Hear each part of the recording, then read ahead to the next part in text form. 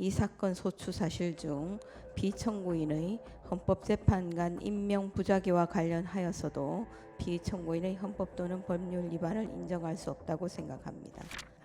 특별검사 후보자 추천 의뢰와 관련하여서도 피청구인의 헌법 또는 법률 위반이 인정되고 피청구인의 헌법재판관 임명 부작위 및 특별검사 후보자 추천 의뢰와 관련된 헌법 또는 법률 위반의 정도가 피청구인의 파면을 정당화할 수 있을 정도로 중대하다고 생각합니다. 저는 특별검사 임명 법률안에 대한 저의 요구권 행사, 비상계엄 선포 및 내란 행위, 공동국정 운영, 특별검사 후보자 추천 의뢰와 관련하여 피청구인의 헌법 또는 법률 위반을 인정할 수 없다는 재판관 문영배, 재판관 이미선, 재판관 김영두, 재판관 정정미의 기각 의견에 동의합니다. 다만 이 사건 소추 사실 중 피청구인의 헌법재판관 임명 부작위와 관련하여서도 피청구인의 헌법 또는 법률 위반을 인정할 수 없다고 생각합니다. 그 이유는 다음과 같습니다. 헌법재판관 임명권 행사에 있어 대통령의 자기 의무가 있더라도 국회 선출 재판관을 선출한 후 즉시 임명해야 할 의무가 있다고 보기는 어렵습니다. 대통령의 헌법재판관 임명 권한의 행사 기한은 국회 선출 재판관이 헌법과 헌법재판소법이 정하는 자격 요건을 구비하였는지 여부나 선출 과정에서 헌법 및 국회법 등 법률을 위반한 하자가 있는지 여부 등을 신중하게 확인하고 검토할 시간 등을 고려한 상당한 기간 내라고 해석하는 것이 타당합니다. 피청구인의 구체적인 자기 의무는 피청구인이 국회로부터 재판관 선출 통지를 받은 이후 비로소 발생하는데 피청구인의 국무회의나 담화문의 발언은 재판관 선출을 둘러싼 여야의 대립이 극심한 상황이었던 점을 감안하더라도 재판관 선출 경위나 재판관 선출 통지 후 피청구인에 대한 탄핵 소추안이 가결될 때까지 피청구인이 국회 선출 3인을 재판관으로 임명하지 않겠다는 거부 의사를 밝힌 적은 없는 점 등에 비추어 국회 선출 3인을 재판관으로 임명하지 않겠다는 거부 의사를 미리 종국적으로 표시한 것으로 볼 수는 없습니다.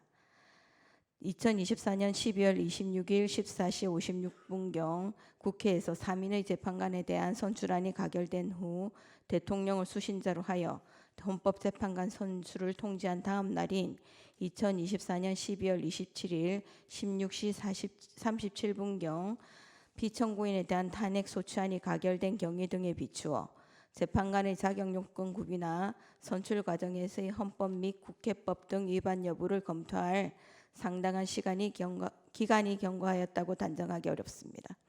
따라서 피청구인의 헌법재판관 임명 부작위가 헌법 66조, 111조 및 국가공무원법 56조 등을 위반하였다고 볼 수 없습니다. 이상입니다. 재판관 정계선의 인용 의견 유지를 말씀드리겠습니다.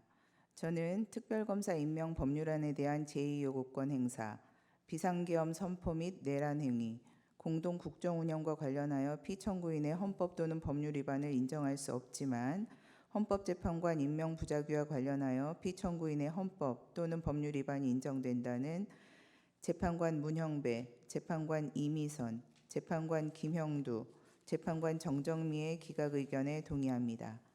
다만 특별검사 후보자 추천 의뢰와 관련하여서도 피청구인의 헌법 또는 법률 위반이 인정되고 피청구인의 헌법재판관 임명 부작위 및 특별검사 후보자 추천 의뢰와 관련된 헌법 또는 법률 위반의 정도가 피청구인의 파면을 정당화할 수 있을 정도로 중대하다고 생각합니다.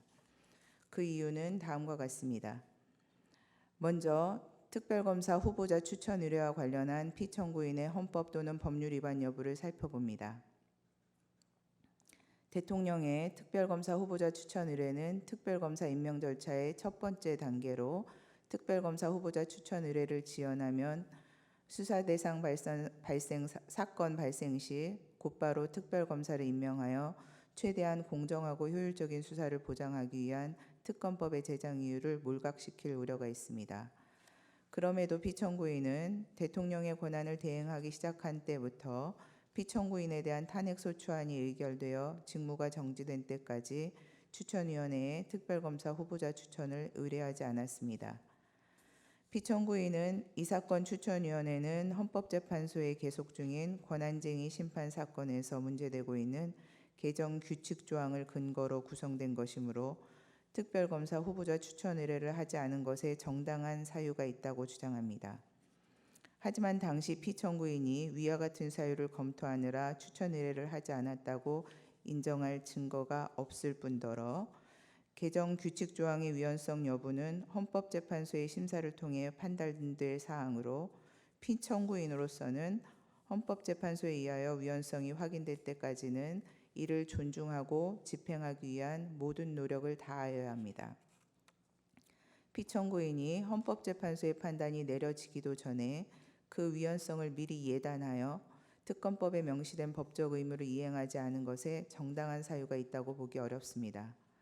따라서 피청구인이 대통령 권한을 대행하면서 추천위원회에 특별검사 후보자 추천을 의뢰하지 않은 것은 특검법 3조 1항은 물론 헌법 7조 1항, 66조, 국가공무원법 56조 등에 위반됩니다. 다음으로 피청구인을 파면할 것인지 여부에 관하여 살펴봅니다. 피청구인이 특별검사 후보자 추천을 의뢰하지 않음으로써 특검법이 규정한 특별검사 임명 절차는 중단되었습니다. 이는 신속 공정하면서 효율적인 수사를 통하여 사회적 혼란을 수습하고 법 질서를 회복하고자 하는 특검법의 목적을 심각하게 저해하고 현재까지도 비상계엄과 관련된 사건에 대한 수사권 여부 논란으로 혼란과 갈등은 증폭되고 있습니다.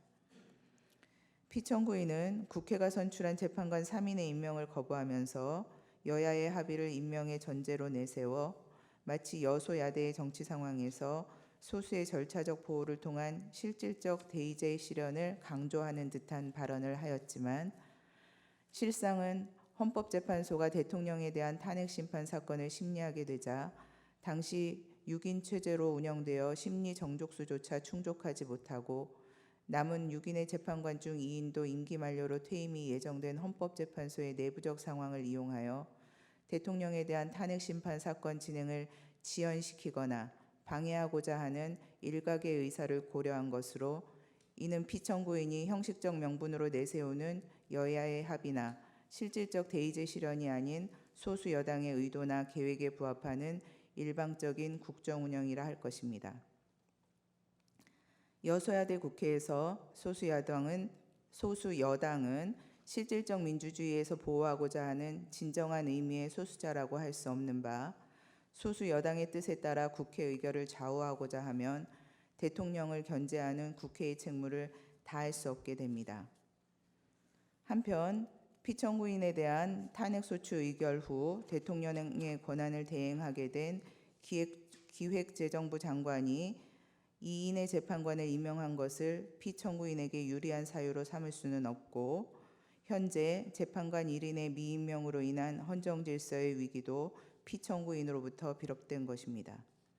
종합적으로 피청구인은 대통령의 권한을 대행하는 국무총리로서 대통령의 직무정지라는 상황에서 불필요한 논란을 최소화하고 국가적 혼란을 신속하게 수습하여야 할 의무가 있음에도 불구하고 오히려 위와 같은 헌법 및 법률 위반 행위로 인하여 논란을 증폭시키고 혼란을 가중시켰으며 헌법재판소가 담당하는 정상적인 역할과 기능마저 제대로 작동할 수 없게 만드는 헌법적 위기 상황을 초래하는 등 그 위반의 정도가 파면을 정당화할 수 있을 정도로 중대합니다.